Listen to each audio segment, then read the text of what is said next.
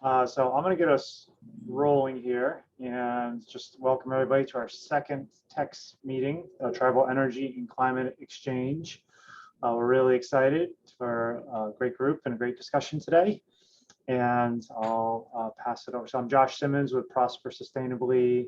Prosper Sustainably is leading the California Tribal Gap Analysis Project, and I'll share more about that in just a moment, but I'll turn it over to Angie. Yeah, good morning, everybody. We really appreciate you attending. This is our second Tribal Energy and Climate Exchange. And the goal of these meetings is to help California tribes pursue their energy and climate goals by connecting regularly to exchange knowledge on tribal clean energy and adaptation and resilience from the field. So these are intended to be interactive, where we can exchange knowledge amongst tribal serving professionals. We also hope that when you come, you'll learn about and share feedback on opportunities and resources from tribal serving agencies like today's speaker, who's coming to us from the California Energy Commission.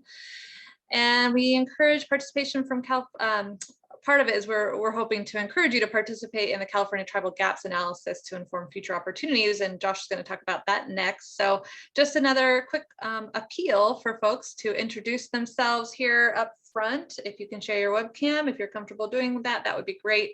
If you are going to introduce yourself, you can do so in the chat with your name, organization, and location. And I didn't really introduce myself. I'm Angie Hacker. I work with Josh at Prosper Sustainably, and we are the project team, part of the project team for the California Tribal Gaps Analysis. And we do a lot of work with tribes, particularly in California, in energy and climate change. And so we'll do a quick background and an update on the California Tribal Gaps Analysis project.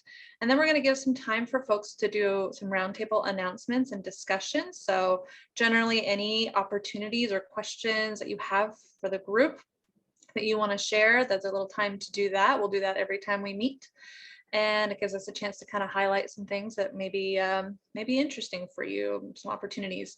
And then today's featured discussion, we have about a half an hour, including Q&A to hear from Katrina, who's here from the CEC EPIC program. And then we'll just follow up at the end with some next steps. So that's our program for the day, and we're really happy you're here.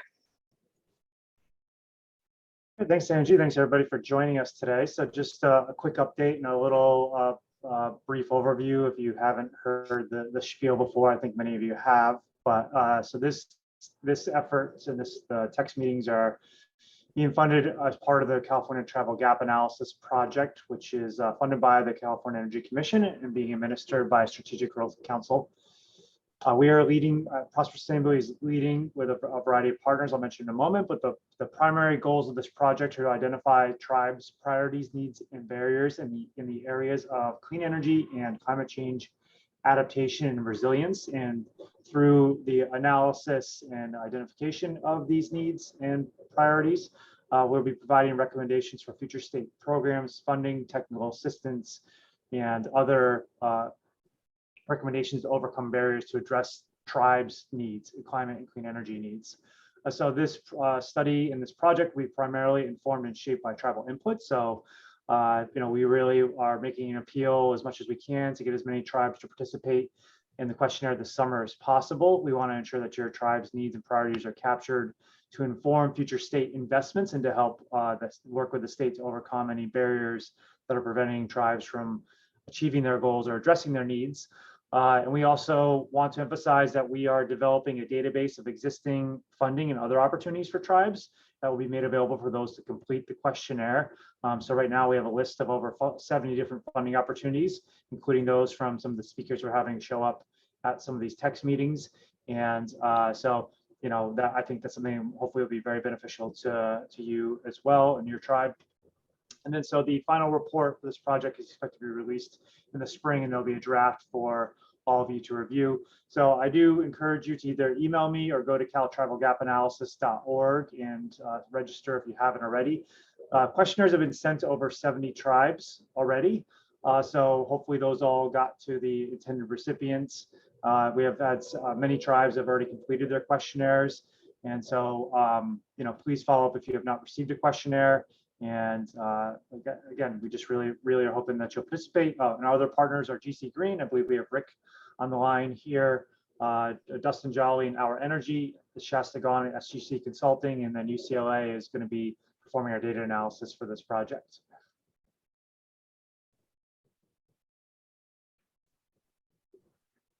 Okay, so this is a portion where we get to be a little interactive, and we're hoping it's roundtable announcements and discussion, really just around any relevant information for your fellow participants today.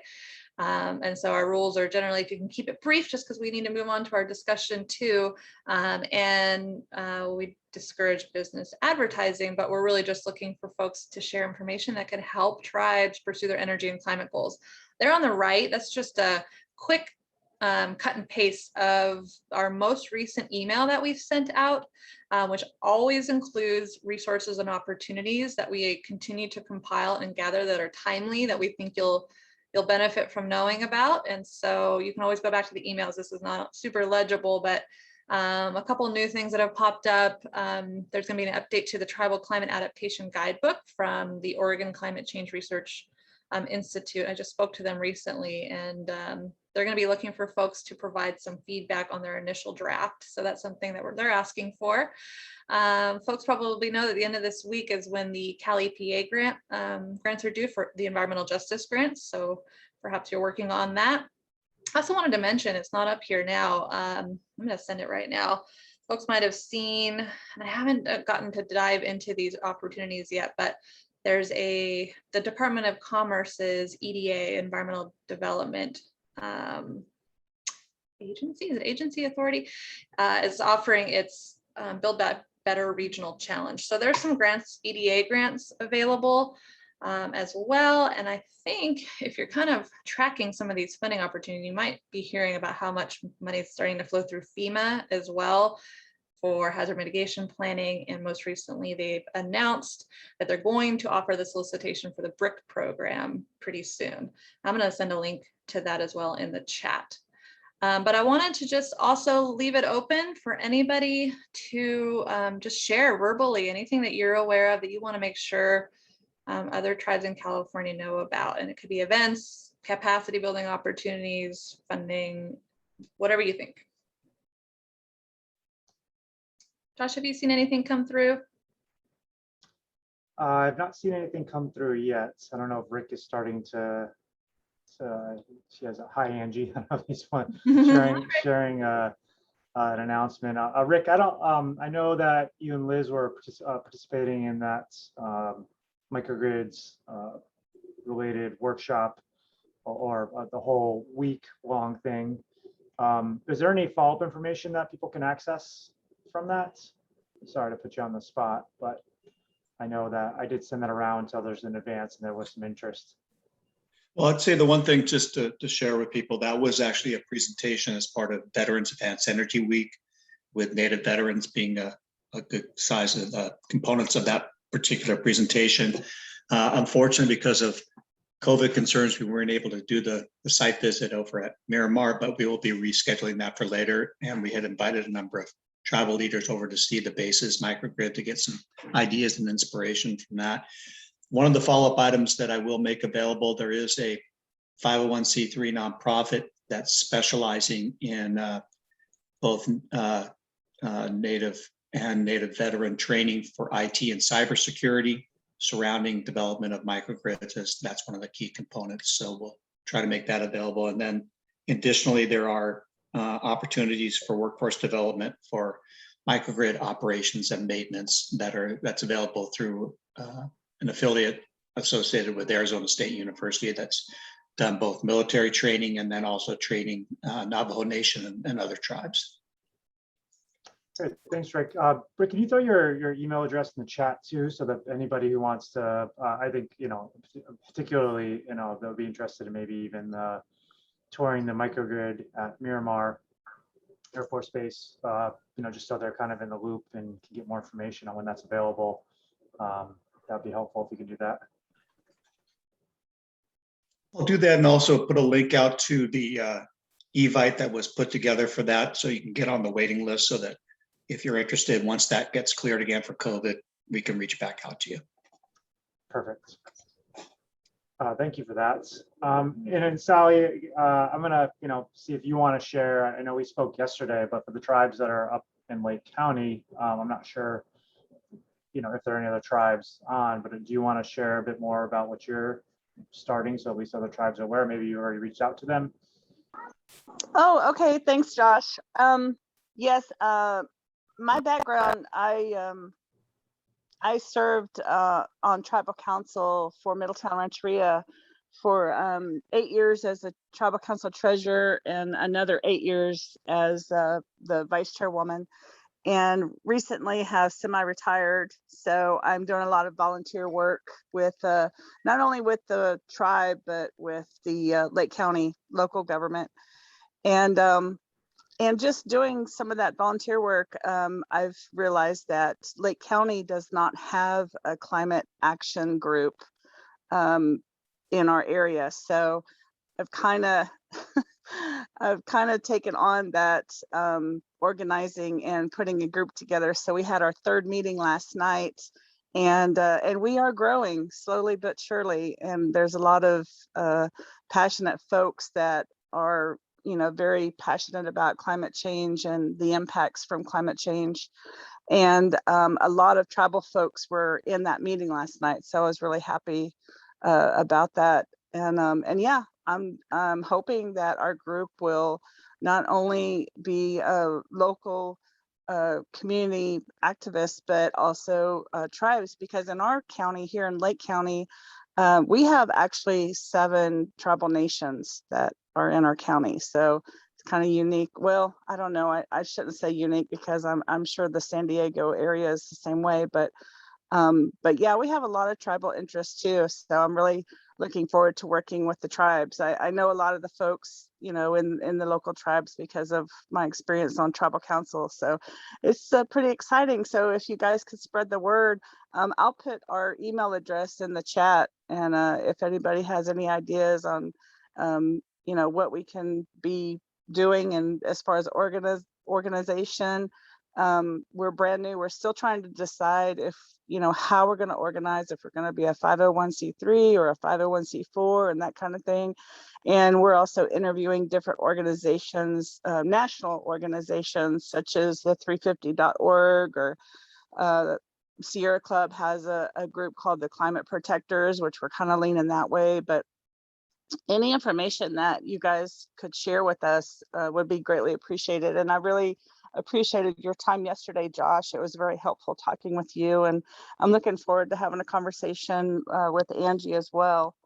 So yeah, that's it. I know I was rambling on, but I wasn't prepared to talk. Oh, So sorry to put you on the spot. Sally, quick question. Are you guys PG&E? Yes. So there's the Resilience Hubs grants program that's available right now, and the deadline's at the end of this month. It's actually on the screen, super small, but I can send it to you. And that's Resilience Hubs might be something you take a look at in terms of a model, and they're funding it. Sounds like the kind of thing that can help. Okay, sounds good. Well, thank you very much. Yeah, thanks for sharing. And so yeah, I think for Sally too, if you have experience in forming one of these groups and are willing to share with her, please feel free to connect or reach out to us, and we can help connect you as well. And I don't know how to say your name, although I think we've met. Gaurav, you have your hand raised. You want to unmute? Yes, that's right. Yeah, I did have my hand raised. Thanks. What I wanted to say was, I clicked on the EDA link for the pandemic-related grants, and they're actually meant for coalitions. So I don't know if you'll notice it, but it's 2 phases. The first phase is a $500,000 like a planning grant, and the second phase would be $25 million to $75 million. But it has to be a coalition that will then fund smaller projects. So I wanted to suggest that if people are interested and you posted the link, we should think about a smaller subcommittee or something, to think if we want to do this, this is a good venue to create that coalition. I think if you've got state and tribal and local entities working together, it could be a great project. There's a lot of work to be done. So I just want to put that out there, that you can't apply individually. It's a coalition kind of a grant, and we should think about it. Thank you. Great idea. Thank you. Yeah. I just want to mention one more resource, and that's through the Tribal Climate Health Project that's under the Palabana Mission Indians. We just published a report that we're calling Protecting Tribal Health in Crisis, where we're translating COVID lessons into climate preparation in Indian country. So it's a national report funded by the National Indian Health Board, and we just did some research trying to understand what best practices were out there, what lessons were learned during COVID that could apply to climate change as we work on resilience. So I'm dropping a link here and wanted to mention we're also doing an event to like a discussion event around that on September 21st, and welcome you there. Okay, anybody else? I also want to put it out there too, you know, this is not just an opportunity to share. I mean, if you have some specific needs, I think, you know, Sally kind of talked about, you know, wanting some help in getting a climate group going. You know, this is a forum for that as well. And then if there are some particular agencies, you want to learn more about the programs that they have available, particularly California agencies, like we are actively going out and trying to identify future speakers as well, such as Katrina. So, you know, feel free to speak up, put that in the chat as well. And, you know, hopefully there'll be a little space at the end too. But just, yeah, one last chance. Anybody else have anything they'd like to share, or, you know, any specific needs or opportunities they want to share with the group? Josh, this is Rick again. I just want to make sure that if you're not going to talk about it, the August 16th letter of intent deadline coming up for the Treasury Department's credit subsidy program. I'm sure you're familiar with that. So people need to be putting in a one-pager. I can actually put some links into that if that's helpful in the chat room as well. And then the second item is the tribal broadband grant that's going to be closing on September the 1st. Right. So again, I don't want to steal your thunder, but in case you're not going to mention those. Yeah, no, thanks. Appreciate it. No, this is exactly it. And then, well, Rob, you raised your hand again. Would you like to share something else? Yeah. I wanted to say, you know, one of, I'm not sure if people, if we can get a decision now, but I wanted to throw this out there for the group that one of the projects the coalition could perhaps work on is conversion of CO2 into valuable products. You know, I was actually invited speaker some years ago at a conference in Cologne, Germany. My background's engineering, and I worked at Sandia National Labs for about 10 years before I worked for the Navajo Nation.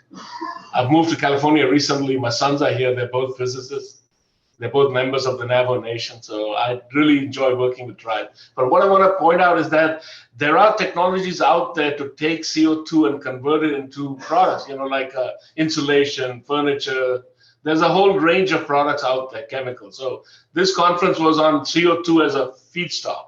And we could think about that for this coalition. I'm just putting it out there because some tribes have casinos and they have investment funds. They could perhaps invest in some startups, but that seems to me we're facing a crisis where we have to convert CO2 out of the atmosphere, you know, kind of like plants, and make it into something useful. So I'm just saying that, and California seems to me has such an advantage with the national labs. You know, we could create a coalition of states, tribes, national labs, some top-notch universities, and I think it would be impossible not to win. Actually, I think that's good. Oh, I like the way you think. It's making me think what we might need for this group is to keep a running list of ideas and things that come up that we might want to do some matchmaking around, or subcommittees and things like that. We'll have to think about the structure of how we want to manage these kinds of, you know, subtopics.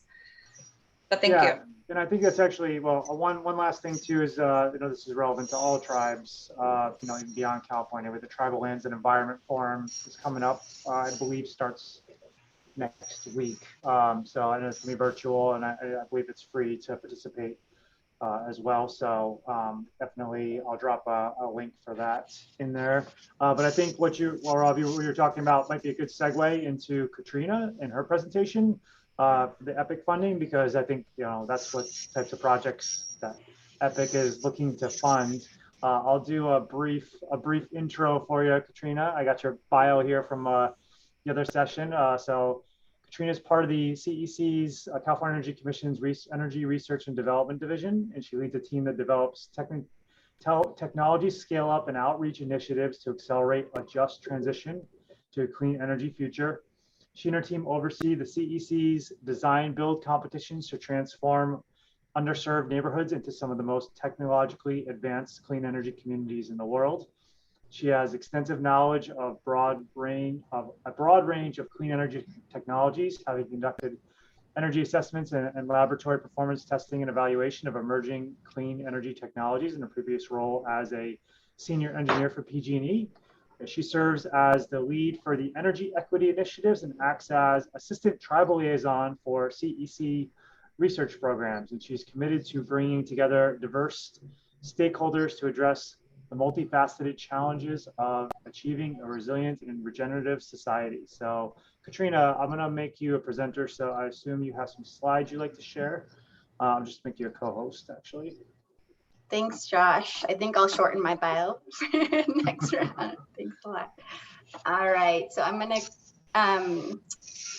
as soon as, all right.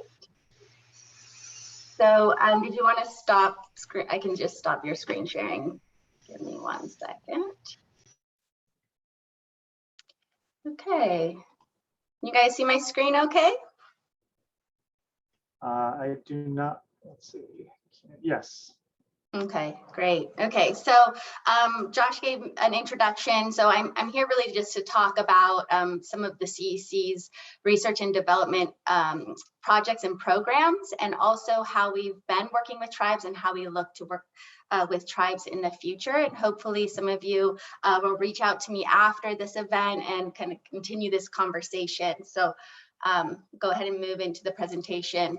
So this is what I woke up to today, and I think this is what's coming about for all of us. So the UN scientists warn us of worsening global warming, and this does not feel like news here in California. Katrina, I think your screen is cut off. I don't actually, I don't see hacker's screen for some reason. Oh, okay, thank you. Maybe you have a window shared as opposed to. Yeah, let me do this. All right. Pardon. Fumbling through. Sorry, guys. All right. Is that better? Yes. Okay. This is where I was. So just looking at some of the sort of news articles that have been hitting us more recently, and just the diversity of climate emergencies that we've been facing. So as we look to our diversity of challenges, I think UN's developed their 17 Sustainable Development Goals. And what I want to emphasize here is that these goals are not perfect, and the way that we work to address these goals and define them is really going to help us to transition in a way that is going to lead us to the right future for our planet and for all of the people and beings on this earth. So we cannot solve our problems with the same level of thinking we used when we created them. And that's from Albert Einstein. And so when I think about this, think about how can we begin to innovate in a way that it's really suiting and meeting our needs and the needs of the planet. So when we look to nature, we can really see what constitutes a thriving ecosystem. And some of those elements include the fact that it's diverse, it's interconnected, it's balanced, and it's place-based. So it takes the place into how it begins to emerge and evolve. And so I take this into our work with clean energy, and we start to think about what are the diversity of solutions that we need to bring, and where are the places, and who are we working to serve with these energy technologies. So the California Energy Commission is working to move California to 100% clean energy. That's out of our SB 100 goals, and hopefully we will get there before 2045 as defined in the bill. Some of the ways that we're doing that is we're working to advance state energy policy. We are investing in energy innovation, and that's what I'm going to be focusing on today is our research and development program. We work to develop renewable energy, both utility scale, but then also at the home level and so forth. And we're working to prepare for energy emergencies by building resilience into our new energy systems.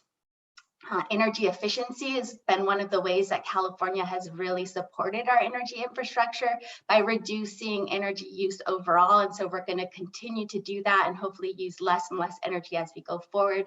It's been a huge success here in California, and it's been a huge inspiration for the rest of the country.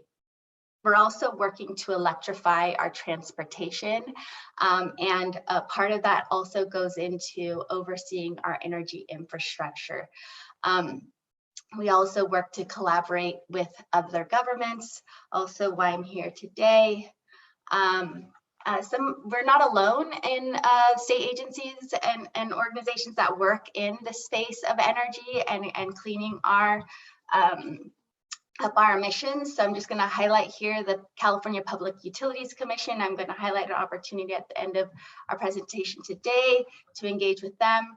We also have CAISO that operates our energy system. Sorry, just my daughter's popping in. And then we have the California Air Resources Board that's really focused on air quality. So the California Energy Commission's R&D program strategically invests funds to catalyze change and accelerate achievement of policy goals. We have quite a bit of money to invest annually, and so here's a breakdown of some of those investments. We have our electric program investment charge, which is EPIC. That's the program I'll be talking about today. We also have our natural gas research and development program.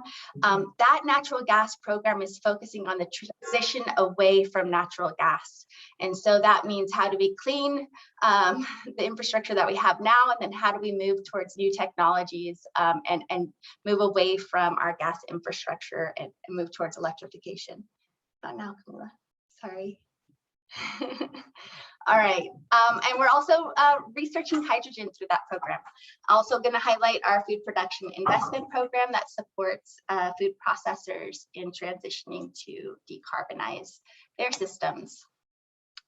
So as part of our EPIC program, it's over $130 million annually, and this is sort of the diversity of investments that we've made to date.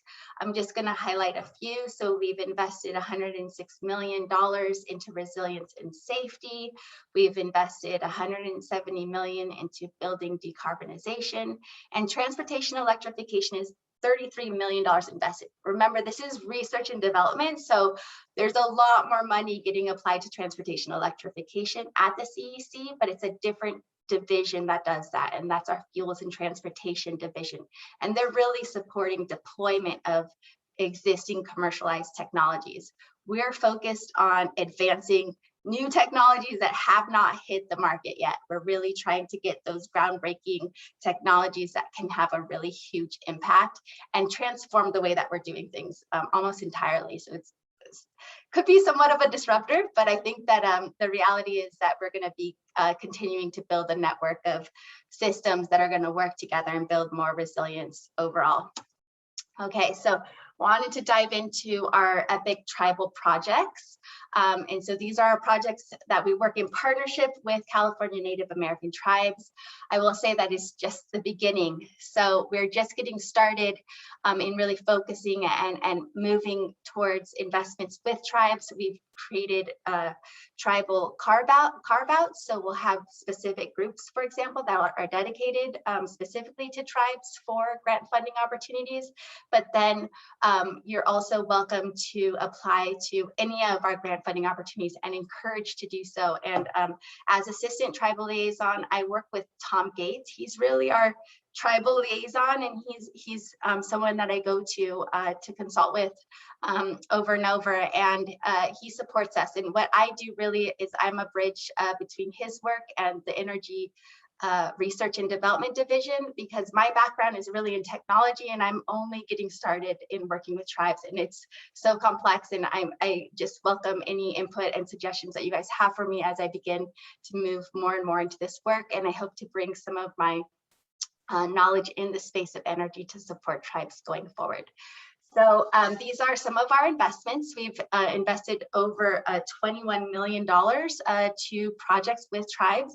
These projects have been focused on microgrids. And so, we're really focused on energy resilience. And I think we've all seen the importance and of energy resilience, and we're more and more impacted by PSPS events, climate emergencies, and so forth. And so building resilience into our energy systems has been a really important aspect of the work that tribes have been doing alongside the Energy Commission. So really appreciate their work with us to move this forward. So just an example of this project, all of you probably are familiar, the Blue Lake Rancheria project. This is one that was highlighted in our highlights document in 2019, I believe. And just to share some of the impacts. So there were 10,000 Californians who still had power during a planned grid outage. There are 78 minutes of the microgrid that powered a central command center for fire crews during a wildfire in 2017. There are 4 lives saved thanks to emergency power, because we were able to power medical equipment during that time. And they've received numerous awards for this project. And so this is, just an example, just the beginning. I'm going to have Josh talk more about Rincon's Rincon Harris microgrid project. The newer projects are more focused on long duration storage. So these newer microgrid projects are really thinking about how we can store energy over longer periods of time. I'm going to have Josh speak to his experience at the end of my presentation. I just wanted to highlight this. He's working with Rincon in moving this project forward. So y'all still with me? All right. And Katrina, do you want people to, ask questions or raise their hands as you're speaking, or wait till the end? Yeah, sure. Please facilitate. The way that I have my screen right now, unfortunately, I can't really see much happening. So if you just pop in and let me know, that'd be great. And yes, I definitely so please ask questions or raise your hand or put them in the chat box, and I'll bring them to Katrina's attention. Great, thanks, Josh. Thanks for that. And I'm also really hoping to hear from you also at the end of the presentation as well, if I don't hear throughout the presentation. So we are at the current stage of investment planning, and this is really important because we need stakeholder input to shape where our dollars are going. Remember, it's over $130 million every year that's going to be invested in clean energy technology advancement and demonstrating these technologies as well. So hoping that those technologies are impactful, that we bring them to communities, and that we're able to demonstrate that they're effective and that they can then be replicated in other spaces. So I'm just going to kind of highlight a little bit about investment planning process. We're at the sort of that bottom level. The first step is planning research initiatives. These are like the broad goals of what it is that we're trying to work and achieve. From there, you can, provide input. This is where we're at now. I'm going to tell you how you can share suggestions on that. But then it begins to narrow. So then from those broad investment research initiatives, we move into grant funding opportunities, and we shape those grant funding opportunities specific out of those initiatives. And so that's another step in which you can come in and say, hey, this is really important to us. This is how we'd like to see the grant funding opportunity shaped. These are some considerations to make sure that it's beneficial and that we do this in the right way.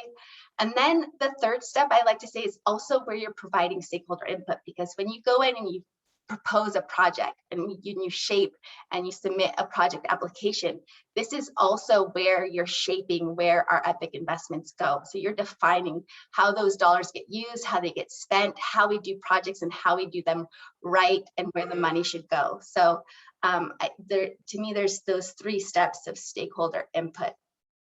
Okay, I'm going to talk another one. I'm just going to flag just it's really important for us to get that California Tribal Gap Analysis survey back from all of you and other tribes.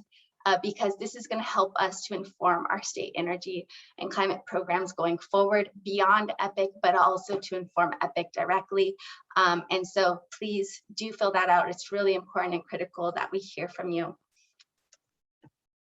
I'm going to highlight just what we've been doing right now. So we have this investment planning period, it's a 5-year period, but we had this little interim plan, so this 1-year plan. And these are some of the initiatives, these are the initiatives that came out of that plan, and you can go to the plan and see what's coming up. Because when you go to that plan, you're going to see what are the solicitations that are going to be coming out in this next year from the EPIC research program. So you can get really started. You can start looking at technologies that you're interested in. You can think about sites for projects and so forth. And so I just wanted to flag a few that I've heard have been of interest to tribes, although there may be others that really be applicable. So we're looking at advanced prefab homes, indoor farms, long duration storage, so similar to the projects that I mentioned earlier with microgrids and so forth. We're also looking to vehicle to building technologies as a backup power source, and offshore wind energy technologies. So these are all ones that I've heard tribes interested in. There's more. Go to the plan and see what's going to be coming up, because these are the new solicitations that will be coming out shortly in the next months. And you can also help to inform, again, that one, let me see. So you can be getting into that step 2 where you're shaping the funding opportunity to inform those by going to scoping workshops. Okay, so this is just the flag of the zero carbon homes. You can learn more about it by going to that link, and I'm hoping that we get some tribes that are interested in supporting some innovative designs for prefab homes. It's also about creating fire resilient, all electric, energy resilient, so forth. So it's real critical to our communities. This is the vehicle to building technologies. This could also be part of that prefab homes to some extent, but looking at how vehicles can help to support and power our homes when there's an outage. Now moving into our EPIC 4, so this is the rest of the plan. So this is the rest of this 5-year plan that I was mentioning, 2022 to 2025. So we've focused on kind of 4 or 7 major themes for our EPIC 4. What I mean by EPIC 4 is this is our 4th investment plan. This is our 4th round of defining how we're going to invest this money that we receive from the electric ratepayers. And so we're looking to invest in renewable generation. We're looking towards reliability. That includes like load flexibility and so forth. We're also looking at distributed energy resources and how they can work together to support the grid. Energy efficiency and electrification, like I discussed, this is really applied mostly to buildings. We're also looking towards supporting entrepreneurship. And so we have an entrepreneurial ecosystem that we support through various programs.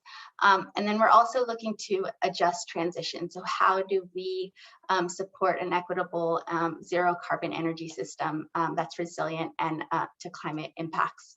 And then there's cross-cutting initiatives like event planning, ensuring equity is embedded in all the work that we do.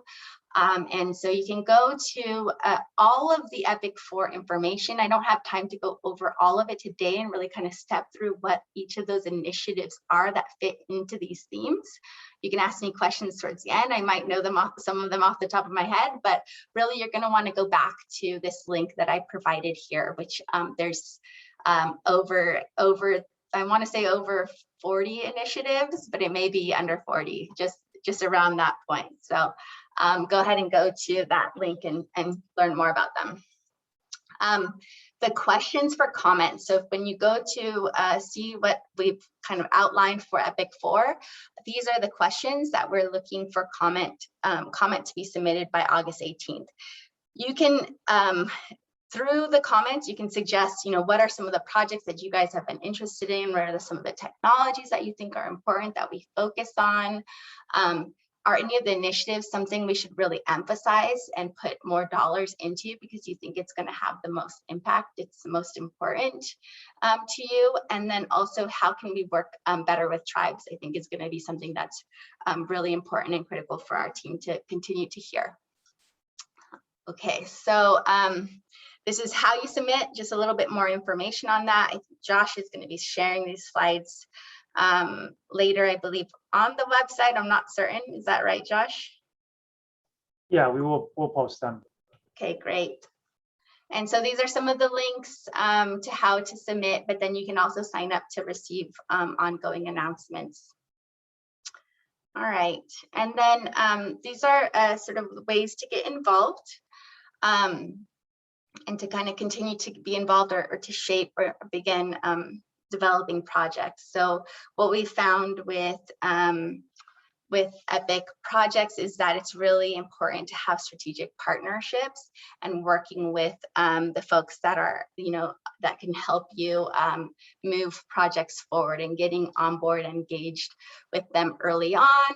And so, so just working together with a diverse group of partners is really important. And the way that we work to facilitate that is through our online Empower Innovation Network.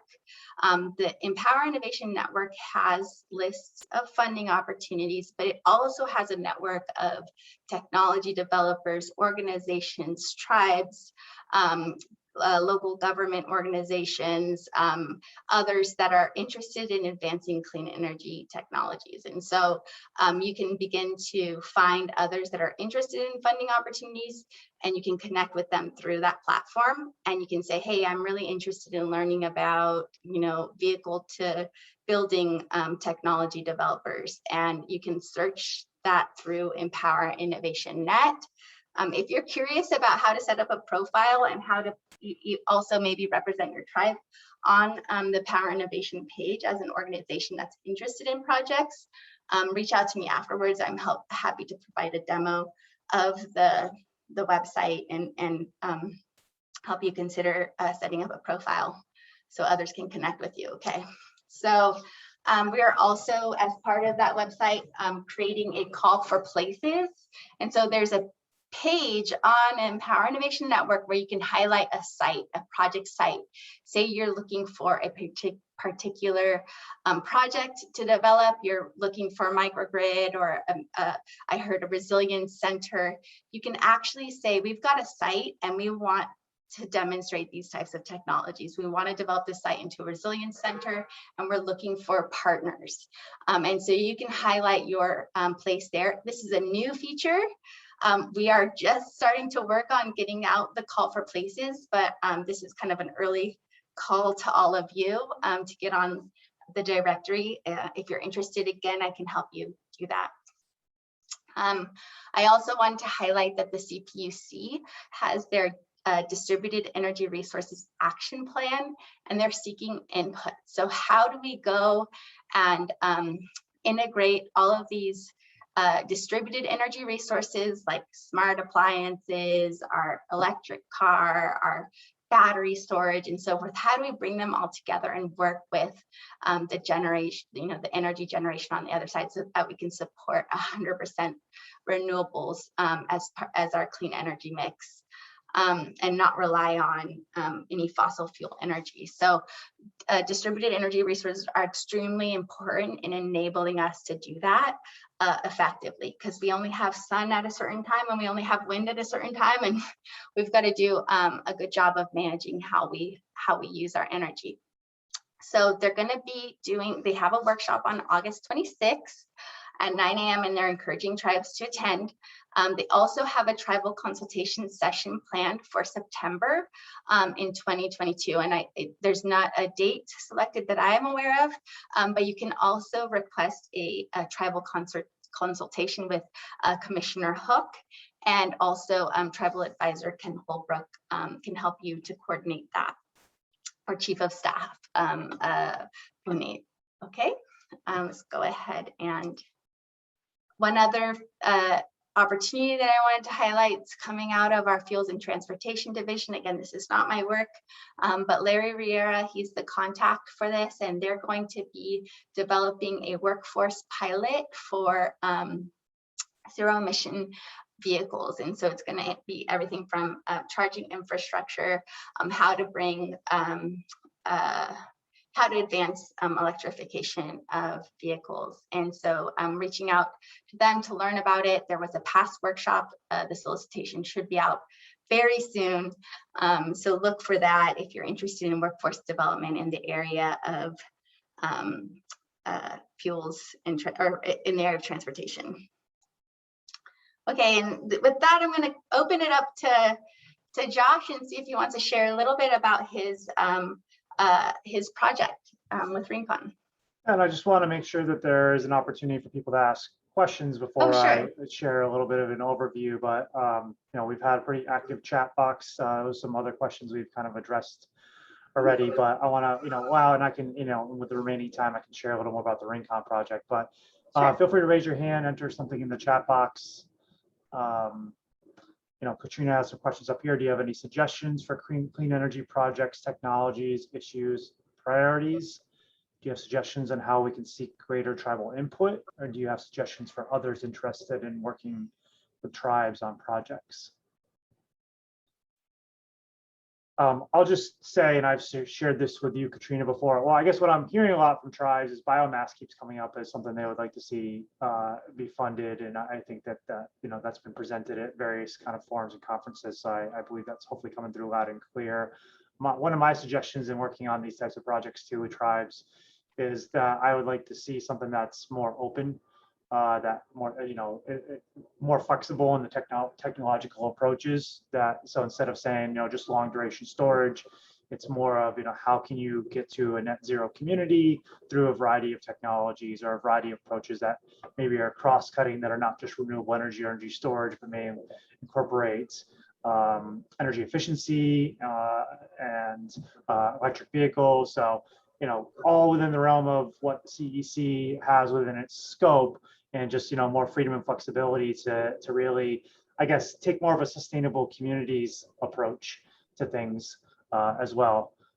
So we have Sally with her hand raised. Sally?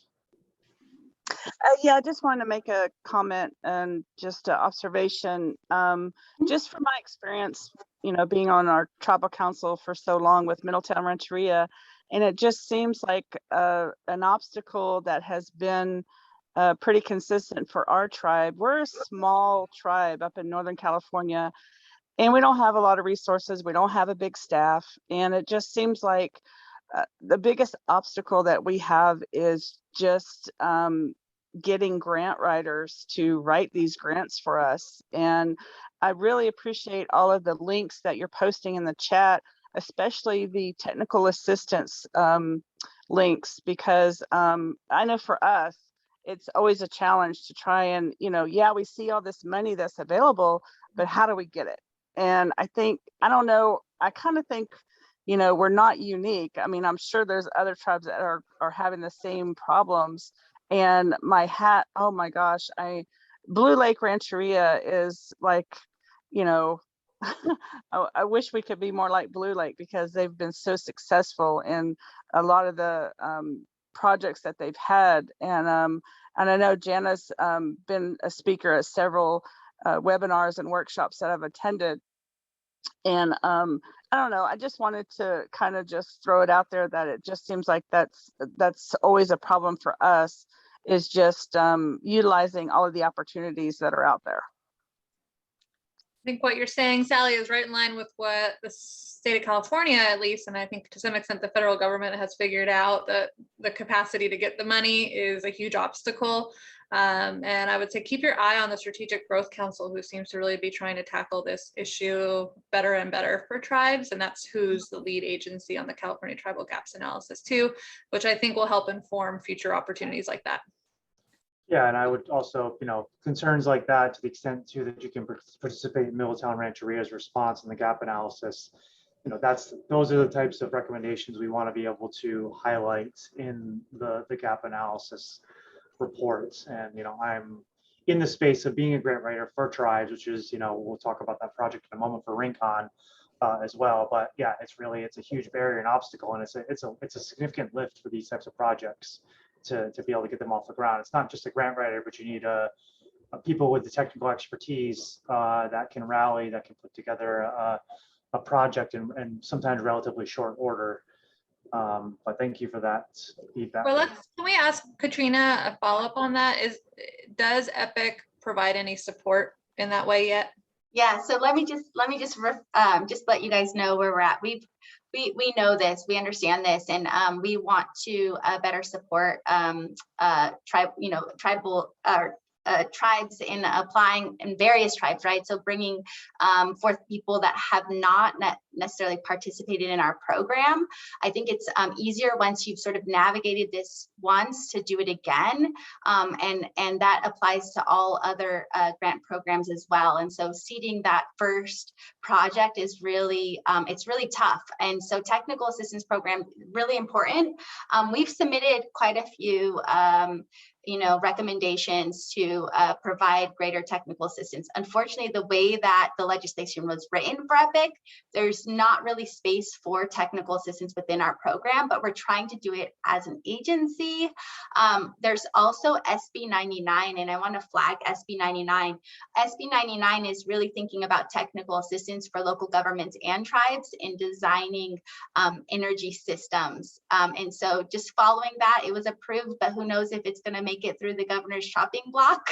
So I think that that's a really important and interesting one that would give that would direct the CEC to do that and create a sort of a catalog of projects for clean energy. So that's a really important bill, I think, SB 99.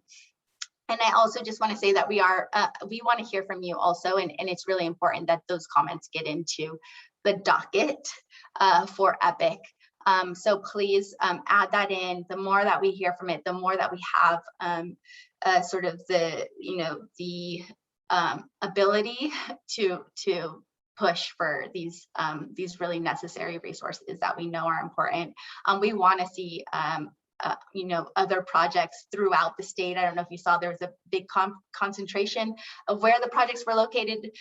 We know that there are more tribes that can be served by these projects, and so we want to work together. And then again, the Empower Innovation website, that's a great place to flag your tribe and say, hey, we're interested in becoming a partner. I will say it's really important that you have a trusted partners. I'm sure you guys all know that. Working with people like Josh, who can also, have experience in this space and can connect you to the right types of folks, I think is really important. And you're also welcome to reach out to the CEC to ask as well.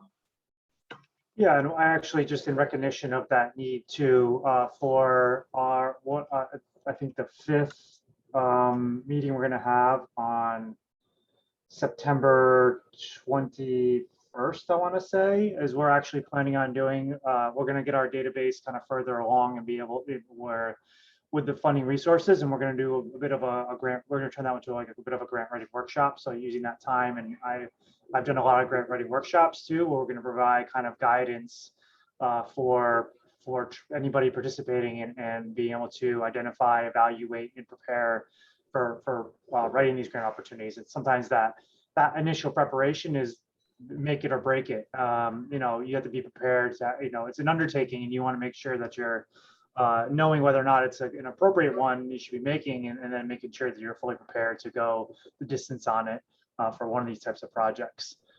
So we'll be sending an announcement about that probably in one of the next emails for kind of a placeholder for that event as well. I don't see any other hands raised. Maybe Katrina, you can go back to that other slide, and I can actually talk a little more about this. My experience working with Rincon and writing the grant proposal and leading this EPIC project. So this is technically titled, for at least a CEC grant, the Rincon Multi-Storage Solar Microgrid Project. And so this is actually a combination of that $7.2 million in CEC funding under one of the EPIC grant funding opportunities, as well as I believe another $3 million from the DOE, and also some CPUC self-generation incentive program, energy storage rebate funding. So I guess in total, there is approximately $15 million from those external resources. We're actually working with a tax equity firm to bring in tax equity financing. But relevant to pursuing these opportunities, this wasn't an expensive lift. This involved us, myself. I was hired by Rincon to lead this grant writing efforts. I had to bring in some other technical consultants to prepare this as well. And it's something where you want to know about these in advance if possible, but then when they go live to hit the ground running, we were kind of queued up because we already had DOE funding for the kind of microgrid backbone. So we had funding already for 2 megawatts of solar and some amount of lithium ion, and to kind of integrate this infrastructure. So there's 8 meters here that are combining the resort, the Heritage Resort, the wastewater treatment plant up to the north, the Butler building, which houses the Gaming Commission, and then down to the south, the Travel Plaza, so the convenience store and gas station. We kind of had this, we already, we're working on this project, and then we saw this as an opportunity to actually do more and also provide a match. So that's one thing to keep in mind too, is it's great to pursue both federal and state funding, because usually you can't use state funding to match state funding, and there's usually some sort of match requirement. On the CEC one, I think there was 20% if you went the tribal track, and then if you went in the full competition, it was a 50% cost share. And so we ended up going for the higher dollar amount, 50% cost share. And we were, we're using some of that as match for the DOE grant, and some of the DOE grant is match for the CEC grant. So it's kind of, it's a win-win. I find success in these and just being bold, proposing exciting projects. They were looking for some new innovative energy storage technologies, a minimum of 4 megawatt hours. So I propose, my recommendation was go to almost, instead of 10 hours, let's do 12 hours. Instead of one form of storage, let's do 2 forms of storage. And only because they made sense at the site. This facility, can use that much energy storage capacity. They're experiencing outages that are lasting a day or more, that are shutting down the entire facility. And it's a significant revenue hit for the tribe. It also provides a lot of services. This is a cooling center, an emergency shelter, and all that as well. So, this is a valuable investment and proposition for Rincon, and they sought me out to work with them on this particular proposal. Be bold, propose exciting projects. I use Empower Innovation to connect one of the energy storage providers. So we're working with a group called Infinity for the flow batteries, but there was a group called Red Tea that was part of a pre-merger. So, identifying those resources, vetting those partners is part of it up front. And then there's, a lot of details to work through also when you get the grant too, in terms of grants management too, you have to be prepared for as well. So we have 1 minute left. And so I think what I'll do is I'll hand it back to Angie and let her wrap it up. So, but thanks everybody for participating. And then Angie, you're able to take over. Oh, wait, I need to take over. Yeah, if you can share your screen. I just want to take a moment to say thank you so much to Katrina for joining us. That was such a clear and well-presented presentation. So I just really appreciate how clear you made it. And just to say, the theme here is not only with the CTGA project, with what Katrina is saying, it's not only are there a lot of things becoming available to tribes, a lot of resources and opportunities, but you don't have to sit back and wait for them and get what you get. You have a lot of opportunities to help shape those things before they get designed. And so we're hoping that you not only become aware and take advantage of what exists, but get involved in the design, have your voice heard. And so please do sign up for the CTGA questionnaire if you haven't already. You can do that by visiting our website. And then we don't have a whole lot of time for additional conversation, but if you have ideas for future speakers, can you please email us? You can email Josh specifically to propose topics or potential speakers.